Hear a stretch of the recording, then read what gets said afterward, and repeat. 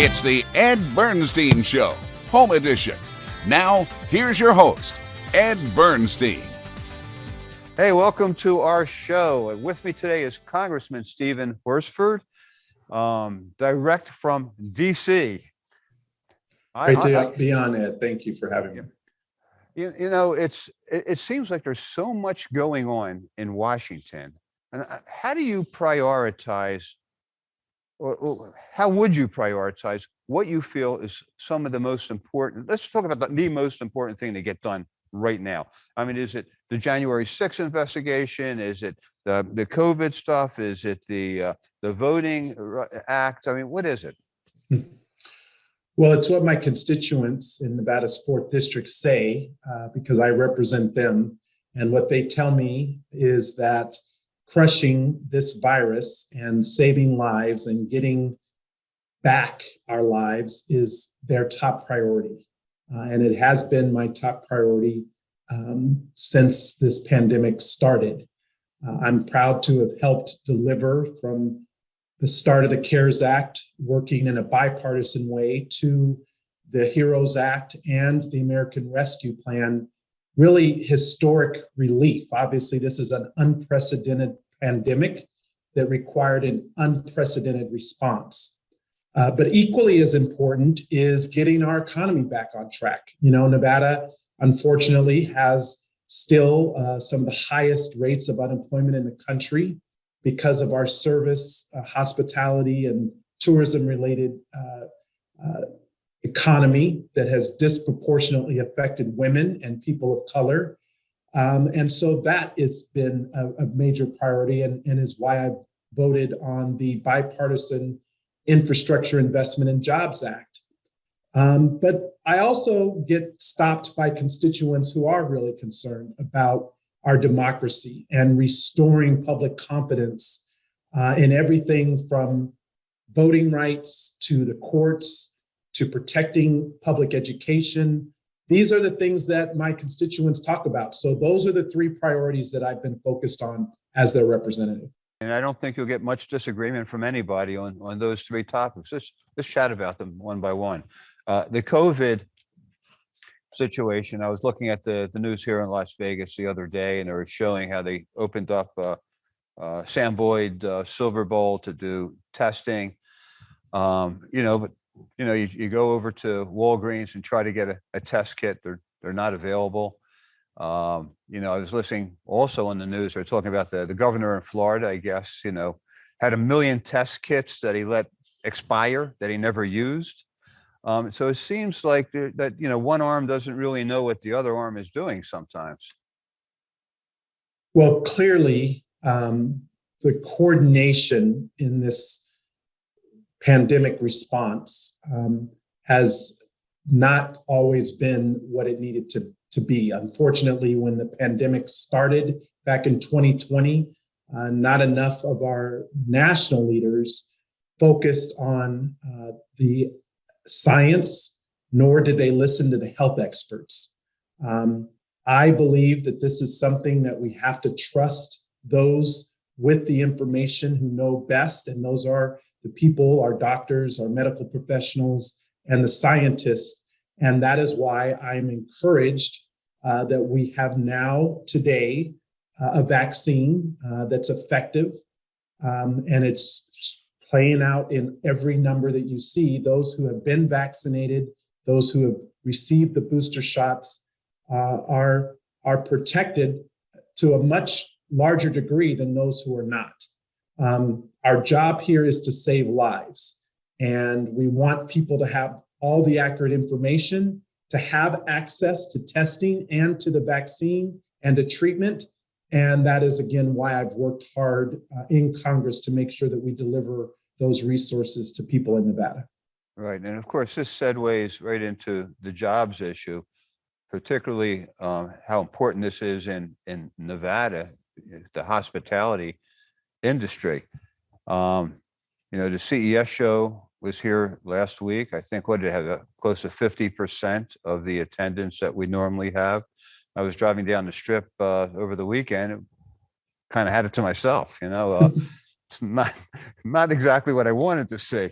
But that the pandemic is affecting all this.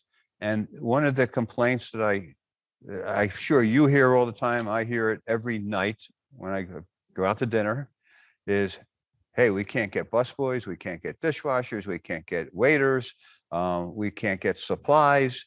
And look, I know the unemployment rate is higher in Nevada than most places. That makes sense because we're in the hospitality world. But what do we do to get more busboys? Well, first is we have to recognize the problem is real. There is a labor shortage. There is a supply chain issue.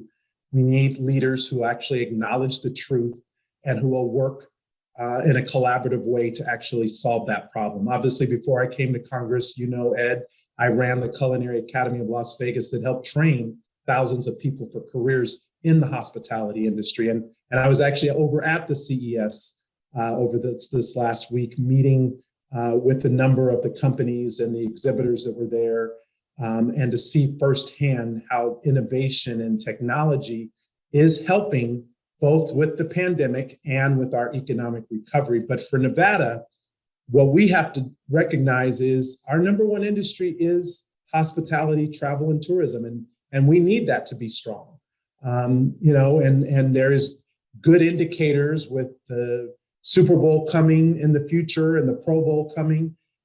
Those things are going to help the city. But in the meantime, it's families who are suffering, who are looking for work. Sadly, we have openings for jobs and not enough people who feel safe to go back to work.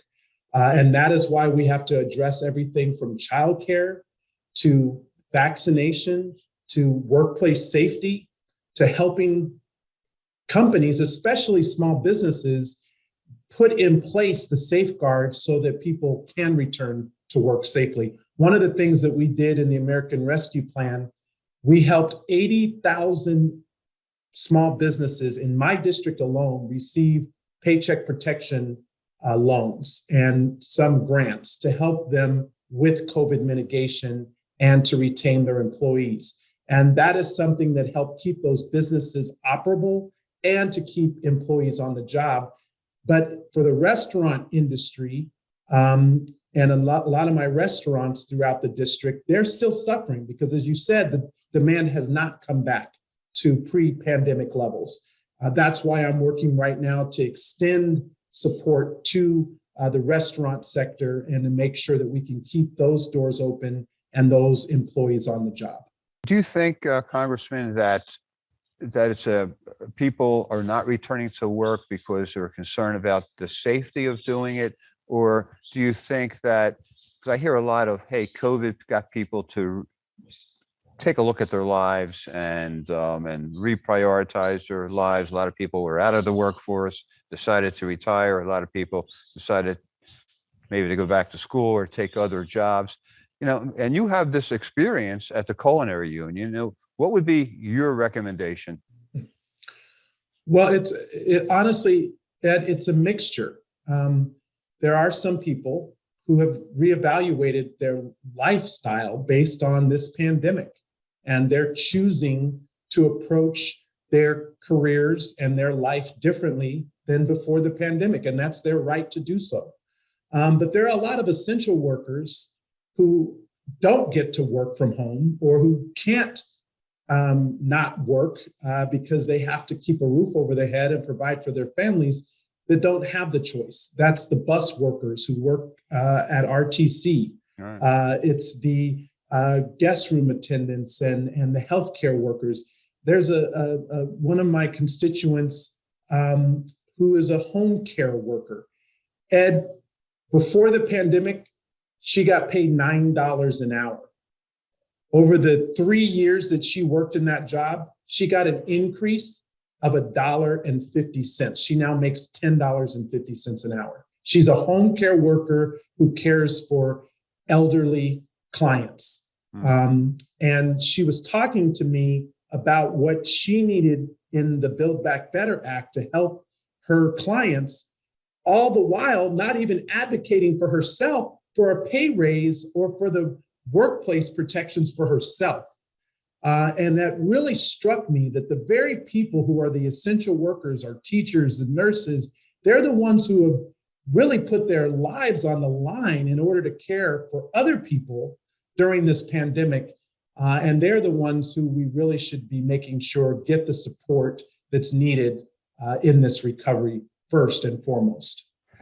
All these issues, Congressman, are just so interrelated. It's like, I don't know how anybody can live on $9 or $10 an hour. I mean, it's just, I don't know how you can live on $15 an hour, quite honestly. And look how the difficulty we're having around the country trying to raise the minimum wage to $15 an hour.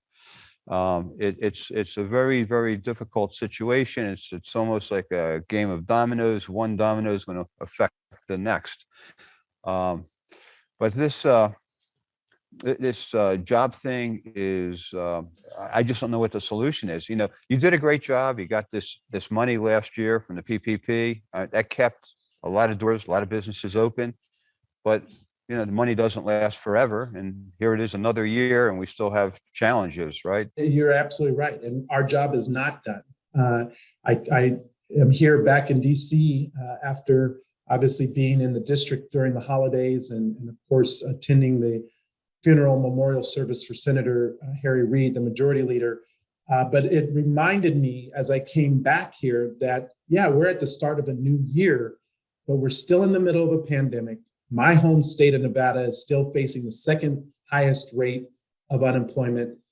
Rental rates and housing in Southern Nevada have increased 23% in the last year. So people who are on fixed income, seniors or veterans, they can't afford an extra $50 or $100 or $200 a month in their rent, not on a fixed income.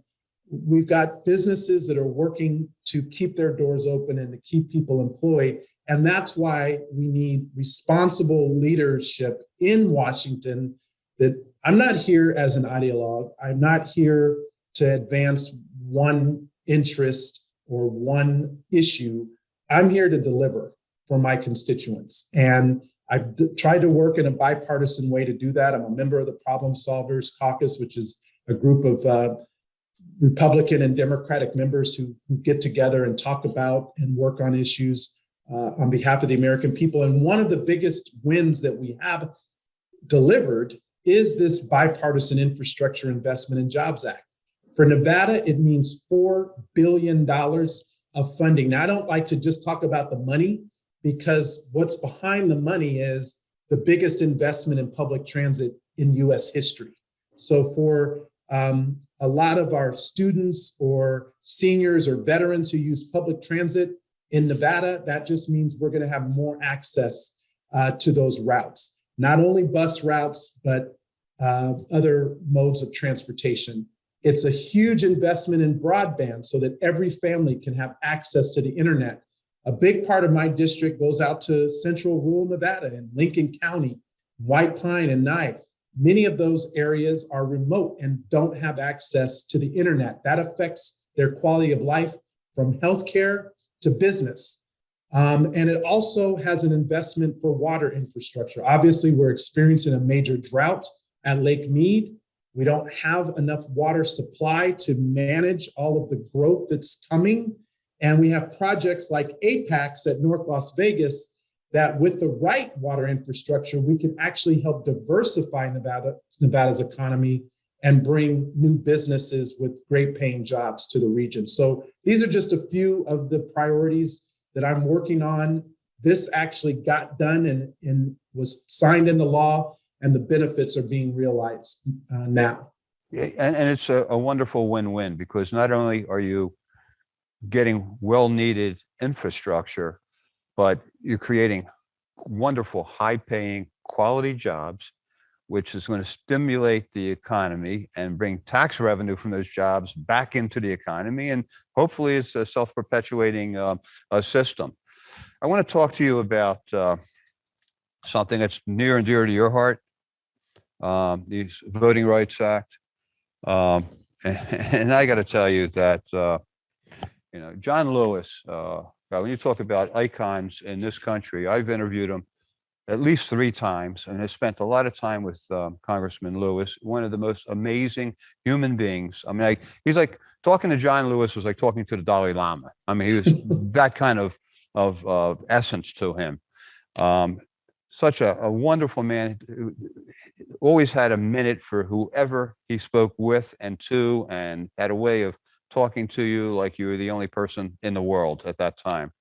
Very kind man, but had a great history, an incredible history in civil rights in this country. I don't know the timing of this. I don't know if the act was named before or after his death, but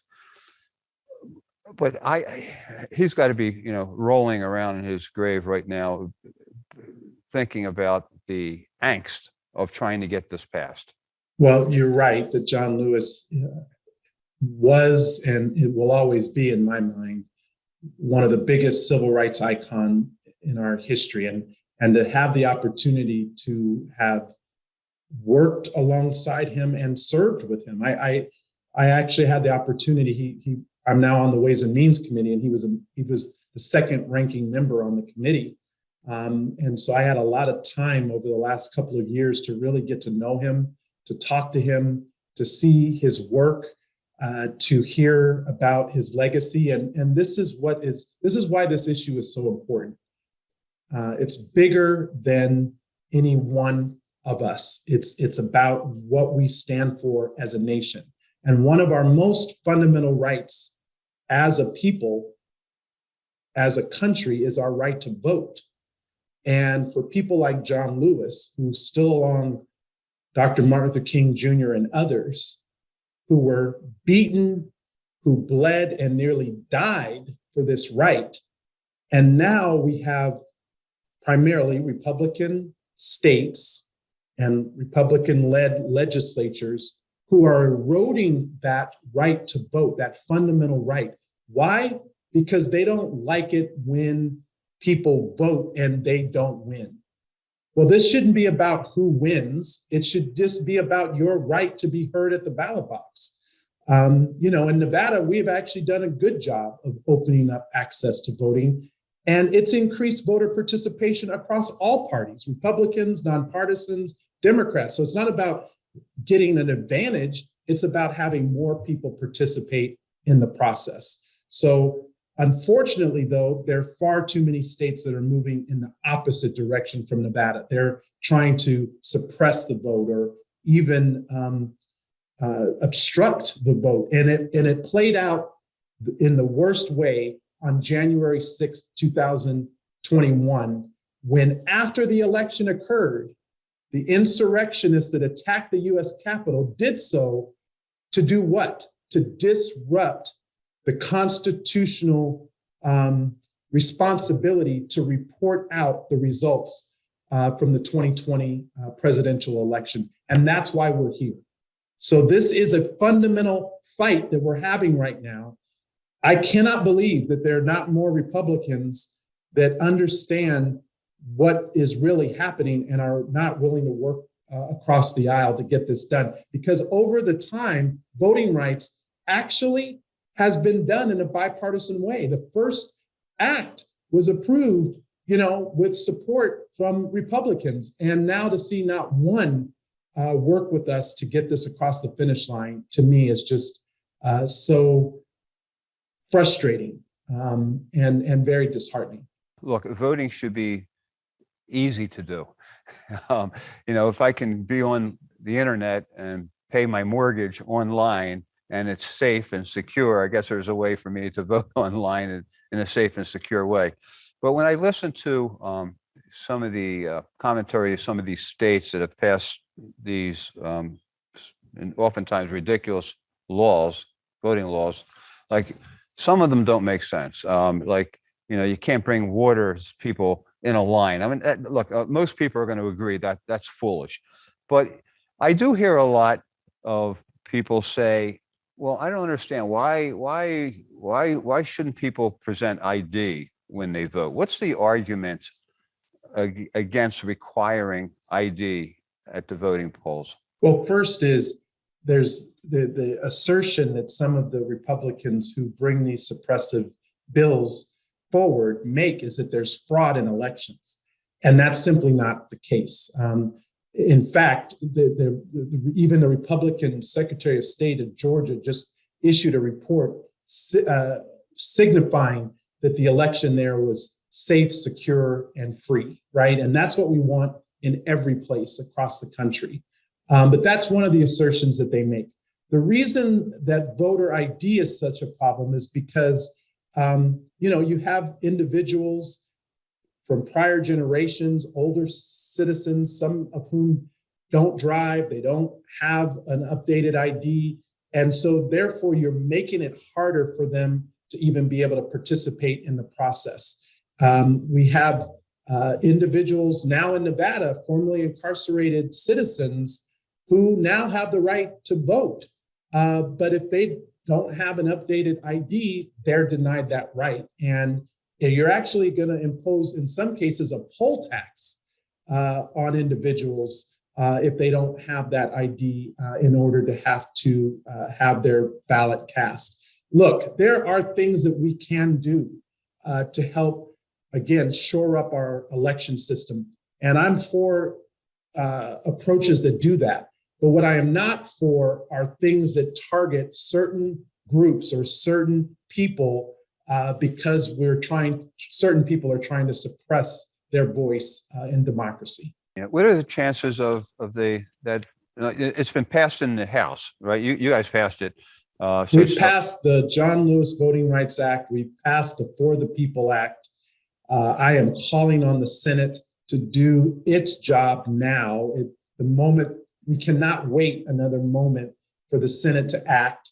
It's my understanding that the Senate is scheduling a vote before MLK holiday on voting rights legislation.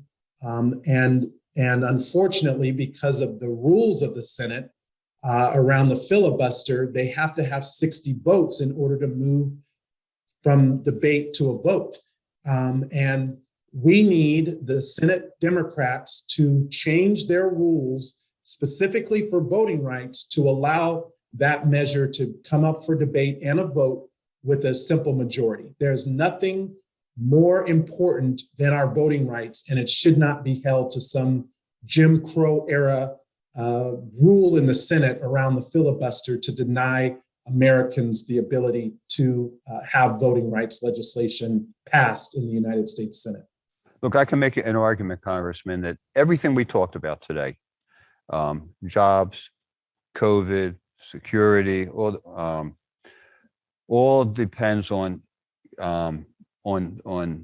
elections and getting the right people in office to make these things happen. And now, it comes down to, well, we can't even get the Voting Rights Act passed unless we do something with the filibuster. So it comes down to, this filibuster issue has the implications of what it will do, because, unless you get the Voting Rights Act passed, you're not going to have fair and free elections, which means that you can't trust who's getting elected, which means that you're not going to be able to get jobs. You're not going to be able to do something with COVID and blah, blah, blah. You can go on forever. So the filibuster, I look at it as the filibuster now being the most important thing that's pending in Congress. You're right, Ed. And not only is it the filibuster that is preventing all of the voting rights from coming, it's preventing all of the other important bills, from the child tax credit to provisions to address the climate crisis, to making sure that we're lowering prescription drug costs for seniors. There's a whole package of bills. I'm proud to have sponsored a lot of these bills and to have voted to get them out of the House. Unfortunately, we don't have the 60 vote threshold in the Senate, but it's only this rule. It's not a law. It's not some other requirement. It's a rule in the Senate known as the filibuster that requires the 60 vote threshold. So we need the Senate to revise its rules to pass voting rights so that we have the opportunity to elect the type of leaders that we need to elect in the Senate and the House so that we can deliver for the American people. Just to clarify what the filibuster rule is, Um, it can change just based upon the 50 Democrats and the vice president approving it, correct? Correct. They have to agree on the change in the rule. And there are opportunities for, the opposition, the Republicans, the minority party to argue like you do in any democracy, but ultimately the majority should prevail, especially on something as important as voting rights. We got just 2 minutes left, Christian's telling me, but I know that that your mentor in this state has been Harry Reid.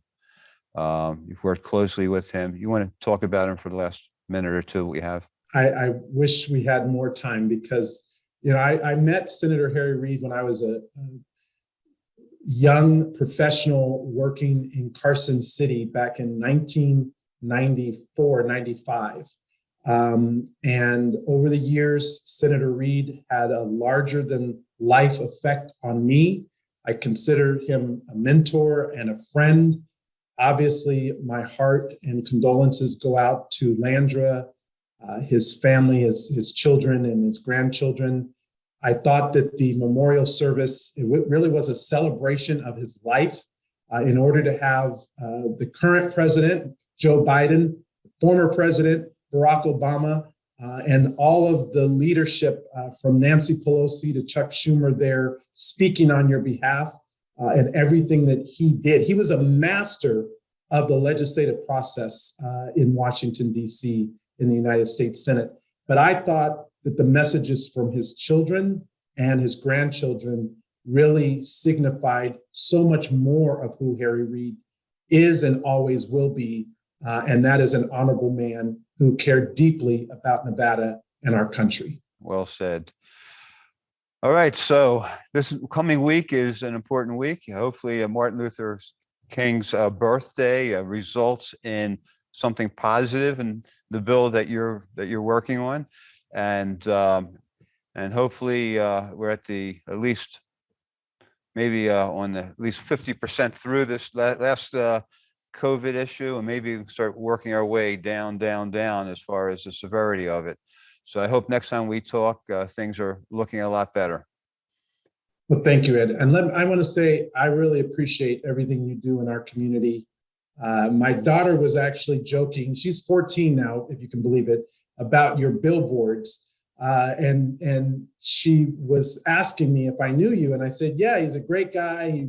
He's a great lawyer, but he cares deeply about our community. He gives back. He's generous. He and his family are charitable. And I just want to thank you for everything that you do for our community and for this platform that you've provided over the years. It's great to be on once again. Thank you very much, Congressman Steven Horsford.